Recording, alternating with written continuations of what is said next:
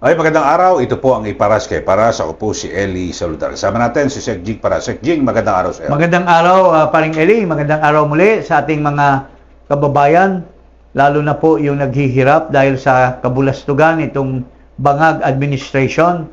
At siguro kailangan magkaisa tayo mga kababayan.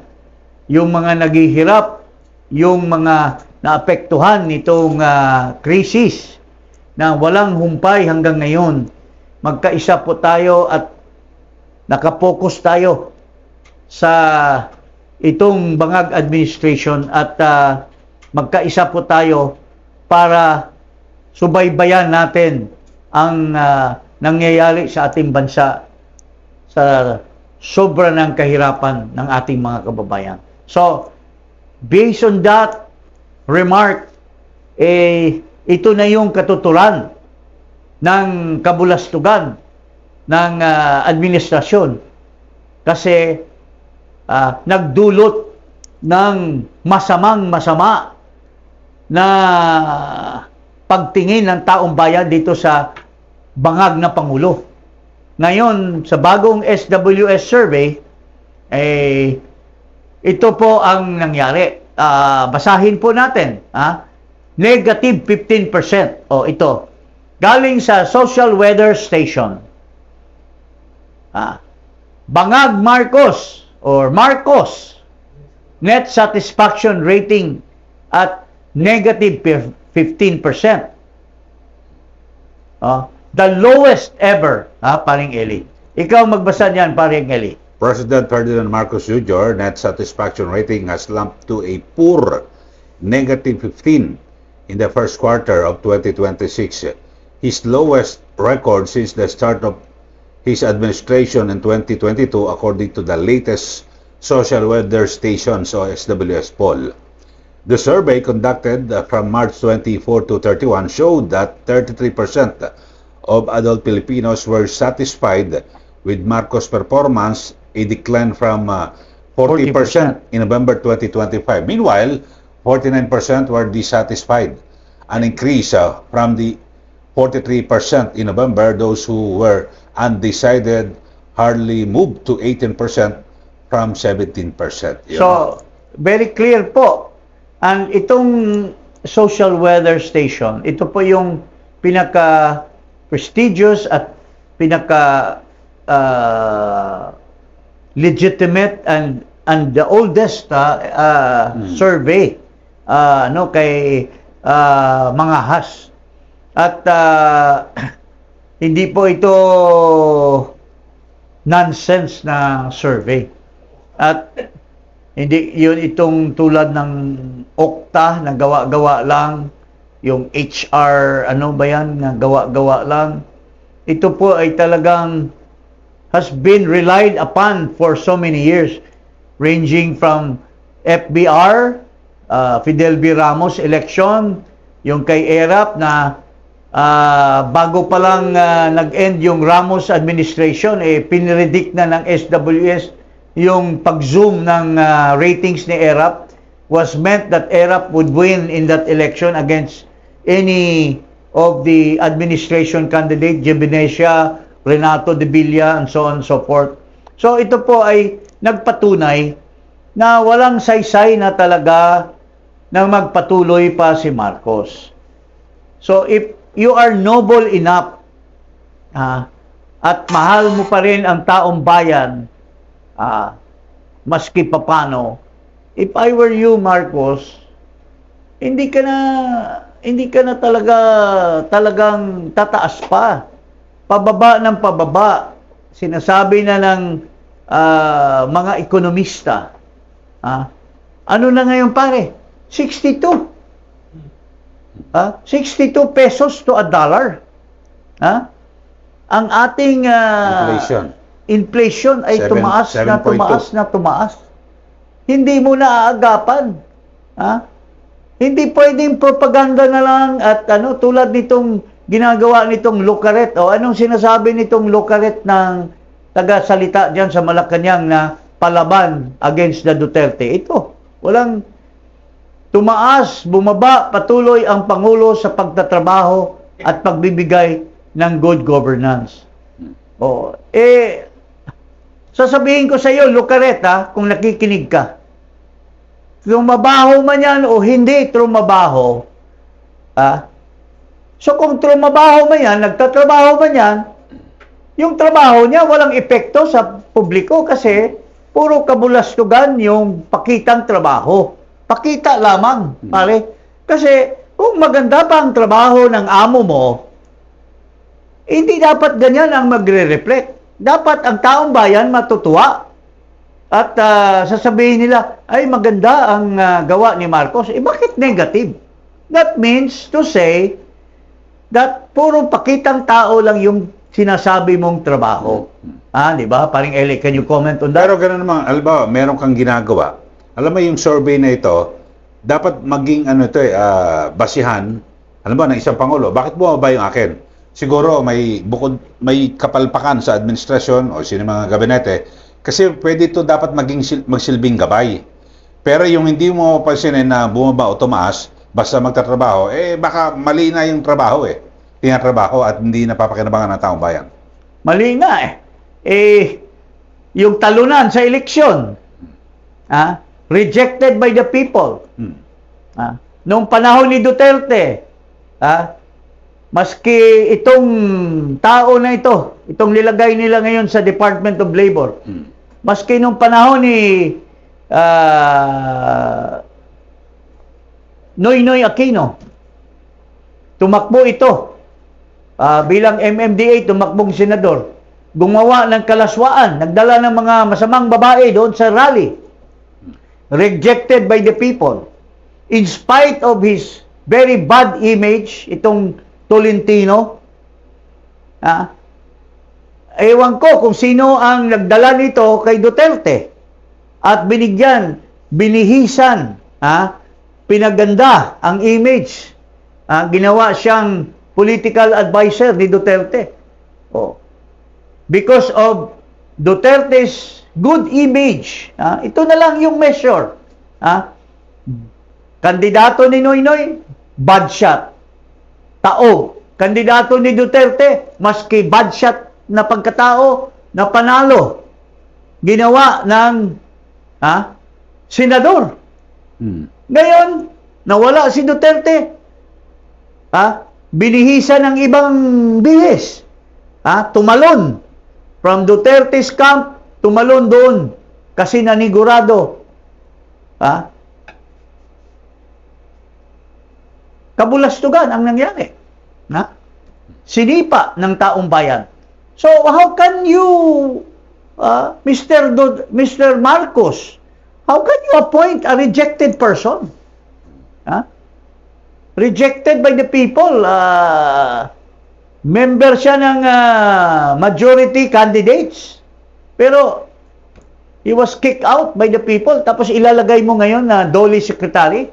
Is that a kind of kaya nga negative yung survey sa'yo because you're doing the wrong things all the time, Mr. President Marcos.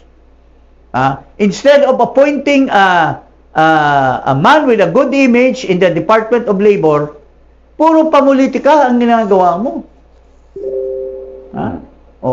Now, from Secretary of Finance, imbis tanggalin mo, ginawa mo Executive Secretary. Ngayon, anong mangyari? May plunder case. Yung Executive Secretary mo.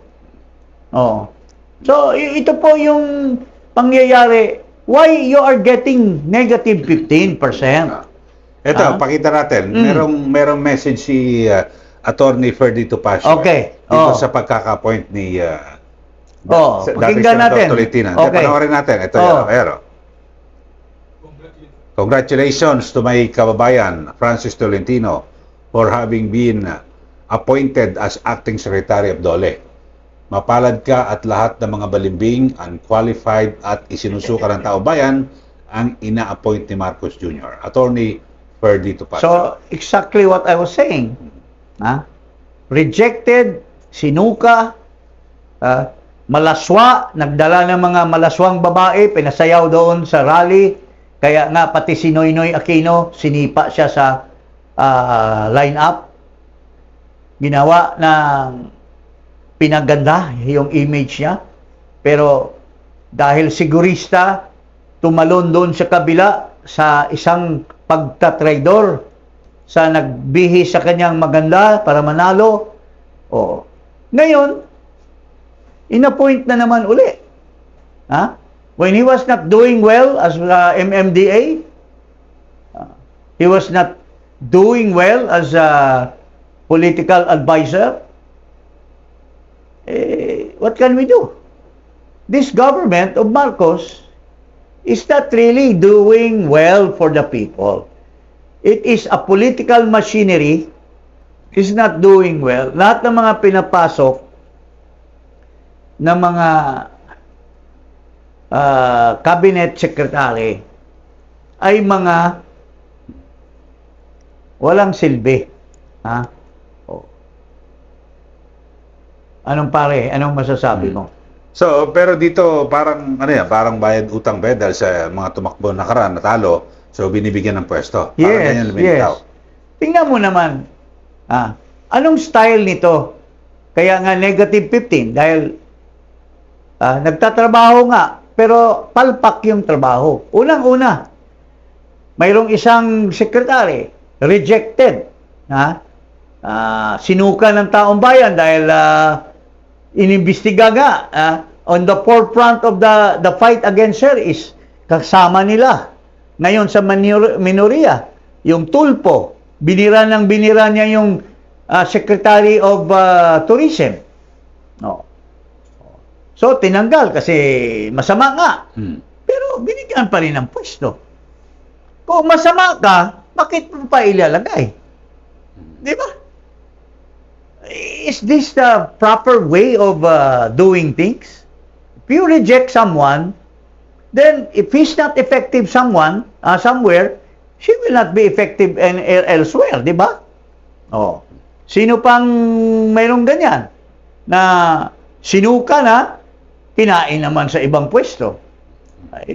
That is the negative 15 style of Marcos administration. Pero binabanggit mo na yan, kapag nagtuloy-tuloy, baka lalo pang bumagsak, parang ganyan. Itong negative 15, there is no way to rectify that kasi bulusok ng bulusok.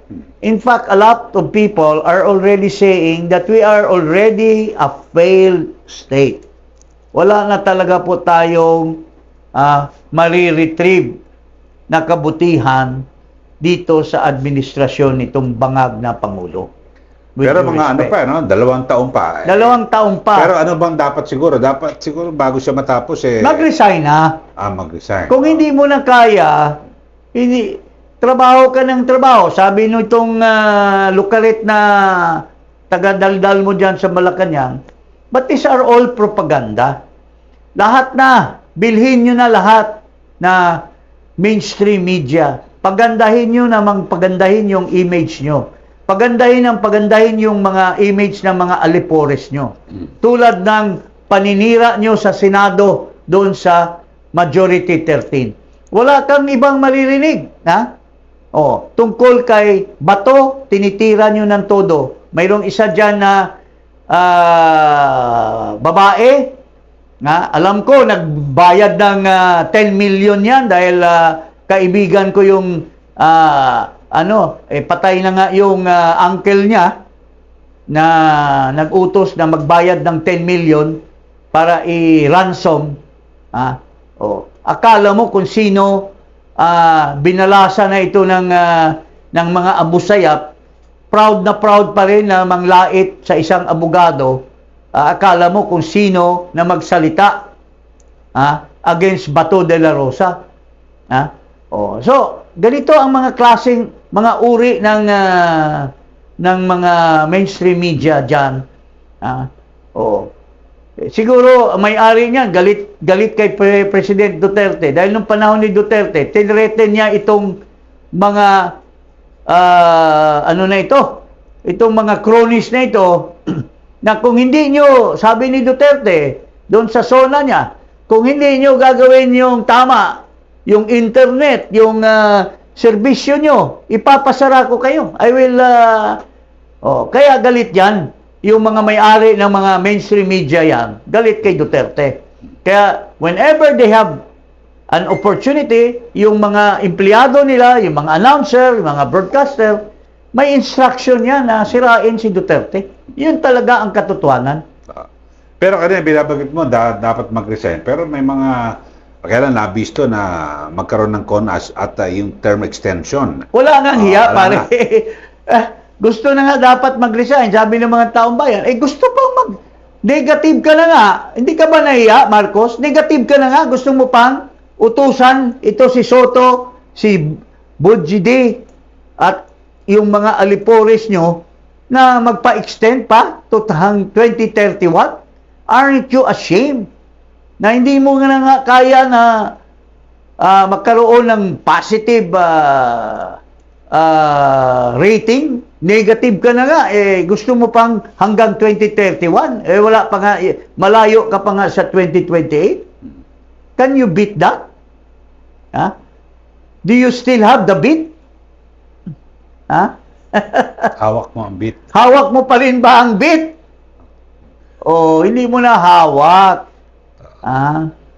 Pero sa mga ganito, no, pag ikaw ay presidente at negative yung yung rating, siyempre pag may magagawin ka, parang hindi na agad magtatagumpay, 'di ba? Kasi maraming Wala negative, ka na kasi negative ka na Ang tawag niyan, pare, he has lost his credibility.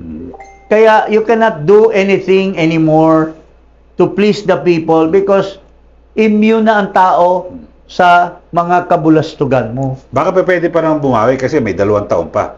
Sige, ano pwedeng ipambawi? Well, last year pa niya sinasabi yan. Nung 3 years pa lang siya, ngayon 4 years na, pabulusok He had the chance last year, di ba? Mahiya kayo. By December, mayroong makukulong. Wala pa rin nakukulong. Yung ICI, tinatag niya. Nasaan yung Wala yung report, hindi lumabas. report? Tinatag yung grupo. Nilagay yung tinanggal si Francis Escudero as Senate President. Nilagay itong Kuratong Baleling na chairman. Ultimo, itong Kuratong Baleling na senator cannot even convince the people around him, itong mga kasama niya sa Senado, na pumirma sa kanyang partial report. Dapat sana, sobra-sobra kasi they were 15, di ba? 15 silang miyembro. Siya ang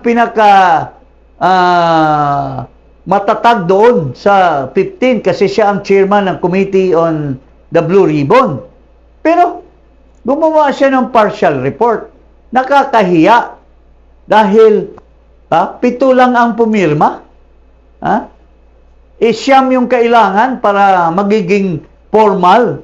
Hindi ka ba nahiya dyan, Kuratong Baleling, na you cannot even convince your party mates, your kaugnayan ng mga senador para pumirma? Doon pa lang, hindi ka na ba nahiya? Daldal ka pa rin ng daldal. Tapos ngayon, nilalait mo yung majority. Araw-araw, nagbibigay ka ng statement. Aren't you ashamed that you cannot even convince your people, the people around you, na mga kasabwat mo sa minority ngayon, na pumirma sa partial report mo? Di ba that's a shame? Tapos mayroon ngayong dating senador na rejected, na gusto pang pumapil naman ngayon, eyeing on the 2028. Ito naman, mas worse pa kay Ping Lacson. Walang pumirma ni isa doon sa committee report niya on the Parmali.